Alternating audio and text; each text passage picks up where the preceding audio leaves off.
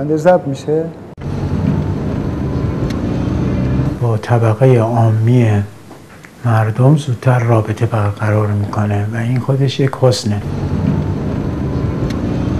بی اغراق میگم که از همون موقع من بهشون قبطه میخوردم. یه کاراکتری شبیه آدمک‌هایی که میکشن که حرفای طنزی میزنه ولی طنزش خیلی تلخه. و عجیبه که همیشه فکر میکردم او شکست نخواهد خورد. یه جورایی با دیگران فرق داشتن، حداقل با من فرق داشتن. این رو به ما یاد داد که میشه توی فضایی به نام کاغذ ذهن رو گسترون. به خوبی این احساس رو تو کارهای کاریکاتور چهرهش میشه دریافت. خیلی مدیونشونم و خیلی هم دوستشون دارم. به عنوان کاریکاتوریستی که با نبض مسائل اجتماعی زمانه خودش حرکت میکرد. باید به احترامش کلاهمون رو برداریم.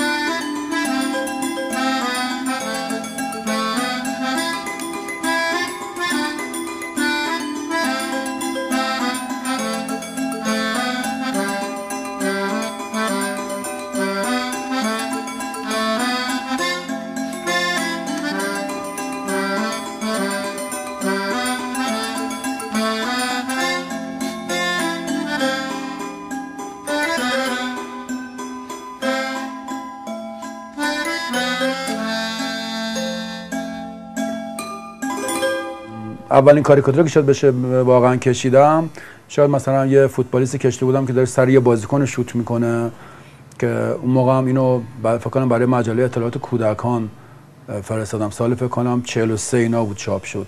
بعد که مجله کاریکاتور رو دیدم، مسابقه کاریکاتور گذاشته شد که خب مرحوم دولو سردبیر این نشریه بود و تو مسابقه کاریکاتور خب کار باید میفرستادم، همه شرکت میکردم، منم کار فرستادم و یکی از کارام که نمیدونم تو مسابقات خود مجله کاریکاتور فکر کنم سومینا شده بود، راجع به عنوانش دنیا دید من بود که کاریکاتور سیاسی من کار کرده بودم. مجله کاریکاتور یک چیزی رو باب کرده بود و شروع کرده بود، اونم مسابقه کاریکاتور بود. تا حالا سابقه نداشت.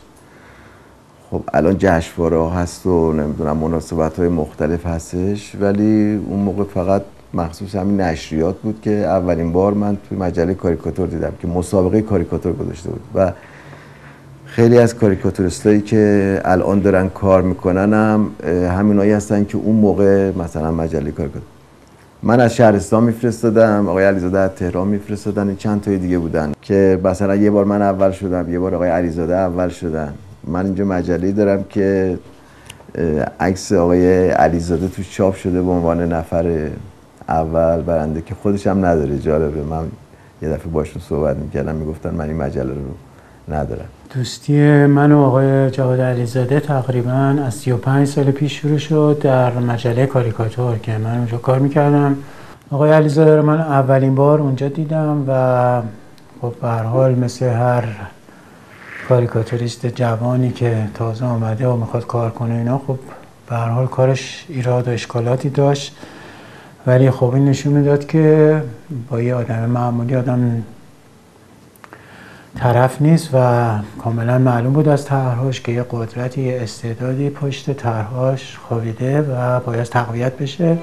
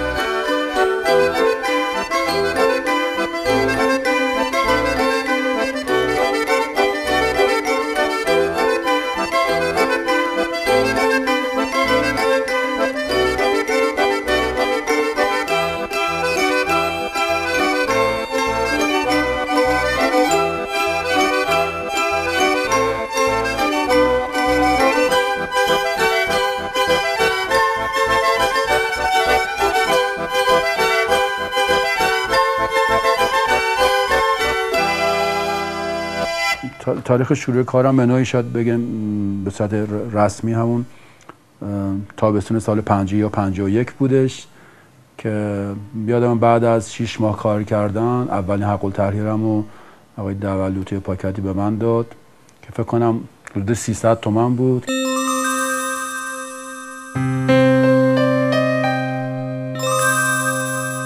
بعد رفتم روزنامه کیهان، یه سری کارام روزنامه کیهان میدادم. یادم موقع افسر وظیفه بودم و موقعی که از پادگاه میومدم بیرون توی ماشین لباسای سربازیمو عوض میکردم و لباس شخصی میپوشیدم و این خودش خیلی حالا طنزآمیزه. میوردم کارا میدادم، بعضی موقع حالاش البته توی ماشین شوارم عوض میکردم، ولی نمیتونه حذف بکنید. آقای علیزاده من یادمه که با کارهاش آشنا شدم، در تصور کنم روزنامه کیهان بود، ولی به عنوان کاریکاتوریستی که با نبض مسائل اجتماعی زمانه خودش حرکت میکرد. شاید تنها کاریکاتوریست در ایران، حالا خارج کاری نداره، در ایران اون سالهای اولیه انقلاب او درست روزآمد بود با مسائل مهم اجتماعی و سیاسی جامعه خودش و یک اعتباری برای روزنامه‌ای که کار میکرد داشت و یه ستونی بود که همه اول برمیگشتن صفحه آخر یادمه که جای او بود، کار او رو ببینن.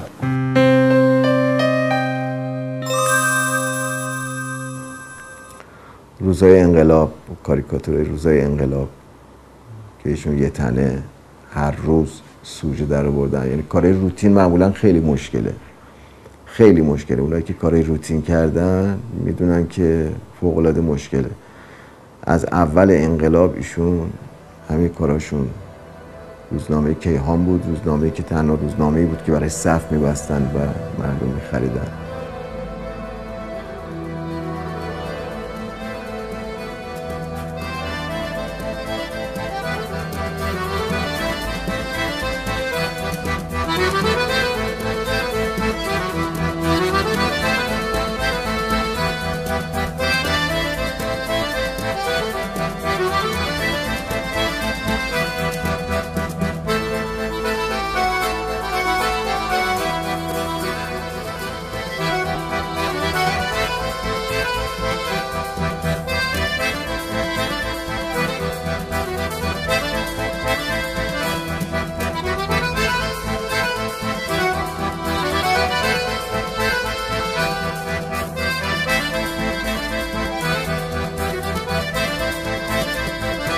بعد از مدتی احساس کردم که روی کار اداری ندارم و از روزنامه کیهان اومدم بیرون و به صورت آزاد شروع به کار کردم و از این گاهنامه‌ای با موضوعات متنوع طنز منتشر می‌کردم. همزمان با چند تا نشریه همکاری می‌کردم. یه مجله به اسم نمکنون منتشر کردیم که تیراژ خیلی وسیعی داشت و شاید تنها نشریه زمان جنگ بود، چون اکثر نشریات در سال 60 تعطیل شده بود. سال 1963 بود که من این کتاب منتشر کردم تحت عنوان کاریکاتورهای جدی. توزیع تهران که دادم از طریق کیوسک، همون تو توزیع نشریات توی کیوسکا توزیع بشه، تو جمع‌آوری اولیه که بعد یک ماه جمع‌آوری شد طبق حدسم برگشته اینا خیلی زیاد بود این کتاب‌ها و از اون مقداری که خودم انتظار داشتم حتی بیشتر بود برگشتیش. یعنی من با یک وانت می‌گرفتم و همه برگشتیام مثلا شاید حدود 5000 تا برگشتی داشتم با اعصاب خورد. اینا رو بود می‌بردم یه جایی. اون موقع خونه مادر بزرگم یه زیرزمینی داشتن، خونه دایمینا بود که مادر بزرگم اونجا بودش که وانت از همون توزیع تهران گرفتم و اینا رو با کمک اون کارگری که اونجا بود بار زدم و اینا رو بردم به اونجا و دم اون خونه که رسیدم دونه اینا رو خودم مجبور بودم ببرم تو زیرزمین خونه همون مادر بزرگم بذارم. مادر بزرگم اومد دم در رو، خب می‌دونست من چون تو کارهای نشر و انتشار هستم، هرچی من اینا رو دونه می‌بردم و اون در اون زیرزمین می‌ذاشتم بسته‌های 100 تایی تمام نمی‌شد دیگه، 5000 تا بود. وانت خالی کرده بود دم در خونه و رفته بود. من این کار تقریبا شاید این کار نیم ساعت طول می‌کشید. بعد مادر بزرگم فکر می‌کرد مثلا این نشانه رونق کار منه. هر برگشت می‌آوردم میگم ماشاءالله ماشاءالله. سال‌های خیلی سخت رو گذروندم. خب هیچ موقع بودجه‌ام نمی‌رسید بتونم یه دفتر کار داشته باشم. تلفن نداشتم، از تلفن عمومی مثلا کارامو چیز می‌کردم، به اصطلاح تماسامو می‌گرفتم، تماسای کاریمو می‌گرفتم. اینکه در سال 69 بعد از چندین سال انتظار با امتیاز نشریه هم موافقت شد و یادمه که 2 ماه بعد از که مجله دوست و همکار گل آقا منتشر شد، 2 ماه بعد از اونم مجله طنز کاریکاتور که اولین شماره دیمای 69 منتشر شد. حدود 17 سال از تاریخ انتشار اولین شماره این مجله میگذره و 200مین شماره اون نیز چاپ شده. شاید اگر علاقه دستاندرکاران این مجله، مدیریت محترم این مجله و حمایت بی‌دریغ خواننده ها نبود، تا به حال این مجله نمیتونست روی پا بیسته. البته اون موقع به نظرم میاد یه مقدار راحت تر بودن، این استرس مجله رو نداشتن، مجله طنز و کاریکاتور رو نمیدونم. خب به هر حال گرفتاری‌های خیلی زیادی داره مجله در آوردن. کاریکاتور کشیدن به طور کلی کار خیلی سختیه، سخت‌تر از اون روزنامه نگاریه که هر دو شغلم اصلا هیچ درآمدی نداره و واقعا آدمی که بخواد این کار رو دنبال کنه باید عاشق کارش باشه. علیزاده رو چون کسی دستشو نگرفته و تک و تنها این راهو کوبیده اومده، بیش از هر مدیر مجله‌ای قدر اینو میدونه که دستگیری کنه، دست جوونا رو بگیره و این ویژگی است که او داره به علت گذشتش، به علت اینکه ذره ذره این راهو کوبیده اومده رسیده به اینجا.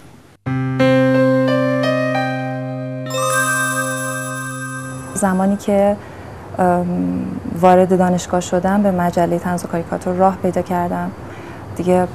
اونجا شد کلاس درسم، آقای علیزاده شدن معلمم و انقدر از راهنماییشون استفاده کردم تا اینکه بالاخره کارم سمت و سوی خاص خودش رو پیدا کرد.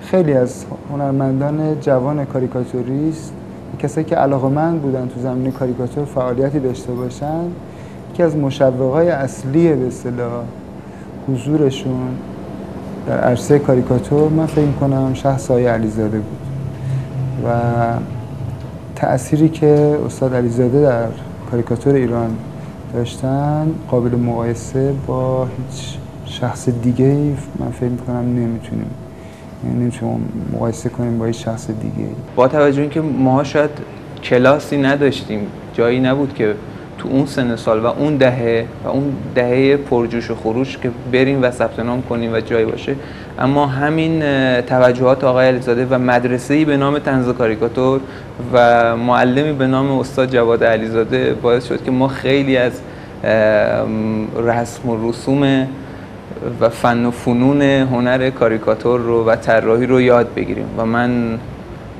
من فکر می‌کنم که اینجا جای خوبی باشه که من بگم که واقعا من مدیون آقای علیزاده هم تا آخر عمرم. من و آقای علیزاده با آقای دولو هم همینجوری بودیم، یعنی ایشون وقتی که لطف میکردن کارهای ما رو چاپ میکردن، بعدها که ما شدیم کاریکاتوریست، بعد که مجله هم تعطیل شد ما ایشون رو ترک نکردیم. یکی از ویژگی‌های مخصوصا کاریکاتوریستای قدیمی اینه که احترام به استاد و عرض کنم پیشکسوت رو همیشه دارن. ما اتفاقا به اتفاق آقای علیزاده یه مصاحبه 2 ساعته با همین دوربینای خودمون با هندیکم رفته بودیم و از مرحوم دولو گرفته بودیم، تو خونهشون باش مصاحبه کردیم. یعنی ارتباطمون تا روزای یا ماهای آخر مرگ ایشون هم با ایشون برقرار بود. خب من برم غذا براتون. چرا تو خدا تعارف نمی‌کنی؟ به خدا تعارف می‌کنی. به والله تعارف می‌کنی. خیلی که تو رو خدا این کار می‌کنی. قربون تو خیلی متشکرم. خیلی دست گرم. قربون خیلی لطف. تو رو خدا بیایم اینجا حتما به کمال مرتبم بیایم، هر جمعه اصلا بیایم اینجا جایی که فرصت داریم. این از بهترین شانسایی است که من ممکن داشته باشم. خواهش میکنم. چون میدونی واقعا نه دیگه کسی دیگه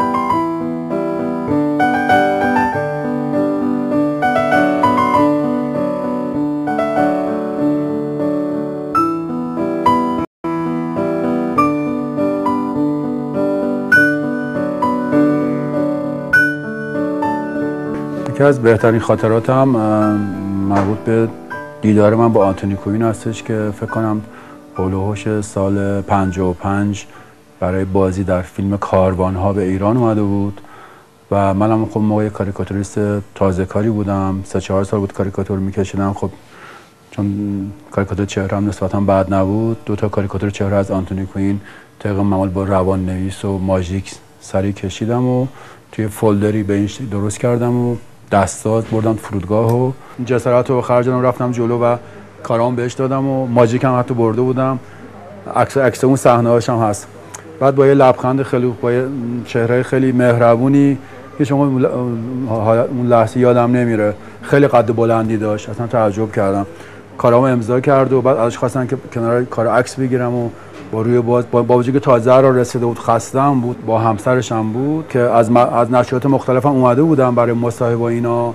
ولی چون من یه جوری برخورد تو هم با کاریکاتور بود، خیلی خوشش اومده بود. اولا هم عکس رو انداختیم و هیچ اون خاطره یادم نمیره.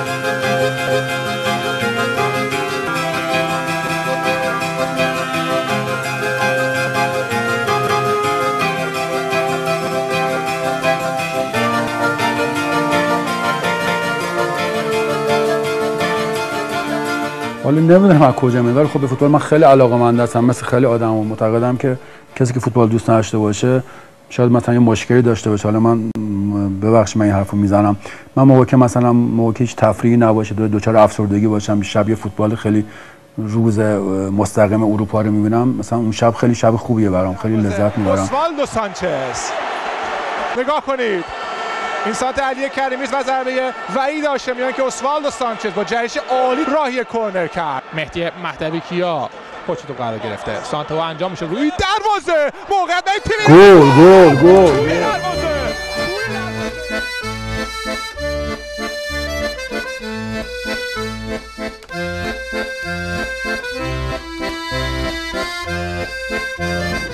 موقع که فوتبالیست با گلش من کاریکاتوریست رو خوشحال میکنه، ولی من با کاریکاتورم نمیتونم این فوتبالیست رو خوشحال بکنم. بس لابد خوشحالی که اون داره میآفرینه به هر حال چیز داره دیگه، مقبولیت بیشتری داره، یه واقعیته. مثلا گلی که خدا عزیزی به استرالیا زد جز خاطره تمام ملت ایرانه، ولی آیا میتونه یه کاریکاتوریست همچین شادی ایجاد بکنه؟